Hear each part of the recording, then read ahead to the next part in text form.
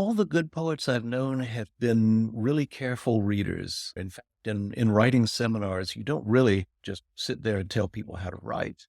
You give them examples, you make them read something and you say, what are you noticing here? What, which words do the work here? Which things are indispensable about this poem?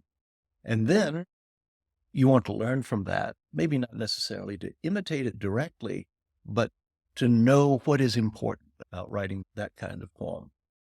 So there's such an interchange between reading and writing.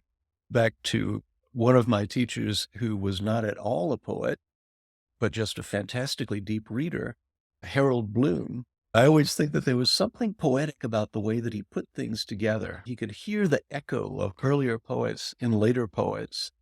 He had almost kind of a dog quality of ear. He could hear very distant vibrations and make them meaningful. And once he told you this poem is drawing on poem A and poem B and poem C, putting them together in this new synthesis, then you saw. And I think there's something very poetic about that kind of understanding. I've written poems, novels, and plays, but I don't really want to inflict them on anybody. I feel more confident about translations because when I do a translation, I feel that I'm doing something useful for the person I'm translating, giving them a new audience.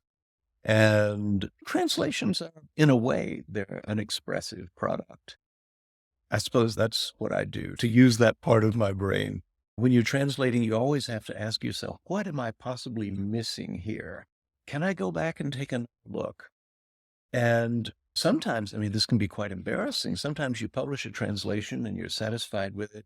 And then 10 years later, you realize that a certain word was being used for a different reason or had a different meaning.